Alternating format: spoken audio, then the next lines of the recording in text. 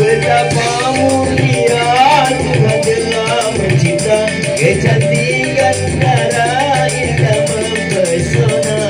Moga-moga pribadinya secantik parasnya. Memang cantik, oh cantik, sangat memikat hati. Bila sedang berjalan, hamba asing sekali. Misalkan dia bunga, pasti ku sirami. Ku pagar dan ku jaga hingga sepenuh hati. Biar akan ku coba menghampirinya nanti. Itu dianya, mantap banget, hebat itu lulus. Tungguin. Asim nyanyi tuh.